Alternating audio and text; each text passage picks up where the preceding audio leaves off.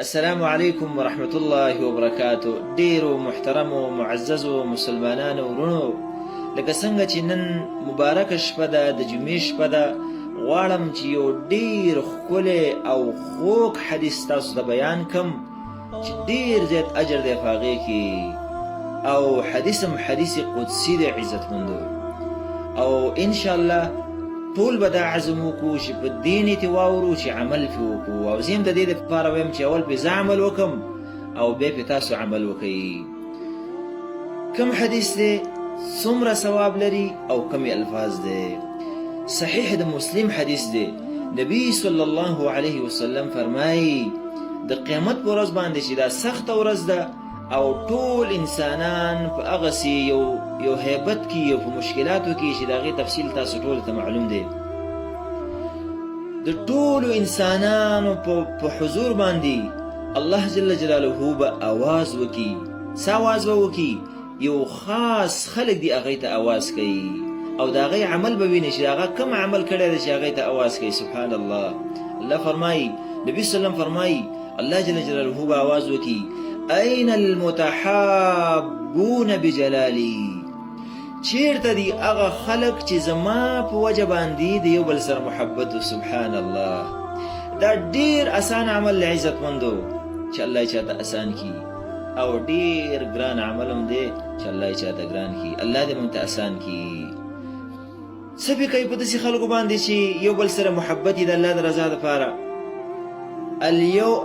اليوم فرمایي: أين المتحابون بجلالي أظلهم اليوم، نن ورځې وایي زه د سوري لاندې کوم، د خپل سوري لاندې، یوم لا ظل الا ظلي.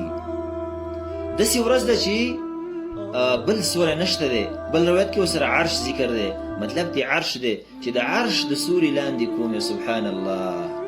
دا کم خلک دي؟ دقه خلک دي چې د الله د رضا دپاره د یو بل سره مینه محبت کوي. په بل روایت کې د ترمذي کې ورسره دا دي: لهم منابر من نور، د دقې خلکو دپاره به د نور نه الله جل جلاله منبرونه جوړ کړي وي، او څه به یغبطهم النبیون والشهداء. سبحان الله.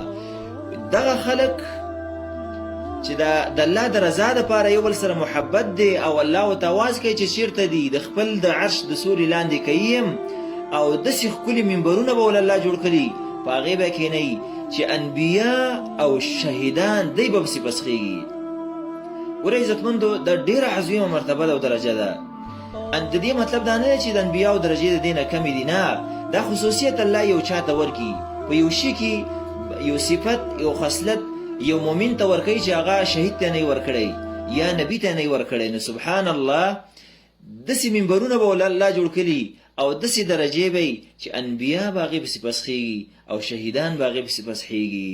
دا په څه باندې؟ د یو بل سره محبت. اوس دا محبت خو موږ ټول دعوه کوو یو بل سره. دا محبت کوم محبت مطلوب دی؟ دا مهمه خبره ده چې دا واورو.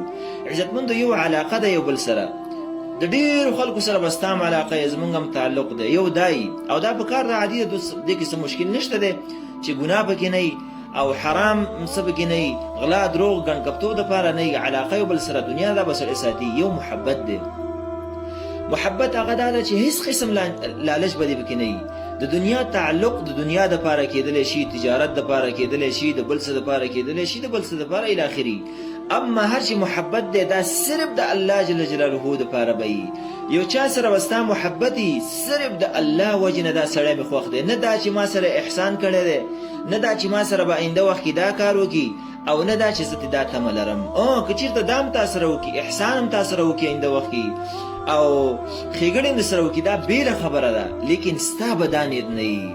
الله جل جلاله دې د دغې کسانو نه اول ما وګرځوي، او بیا تاسو وګرځئ. عزتمندو، په دې باندې عمل وکئ، د یو بل سره د الله جل جلاله د وجې نه محبت وکئ چې الله په دغسې سخته ورځ کې راوغواړي او آواز وکړي او د عرش د سوري لاندې کړي، او دغه منبرونه موږ او تاسو ته هغه راپه نصیب کړي. الله دې ټولو ته راپه نصیب کړي. په دې باب کې ډېر زیات احادیث دي.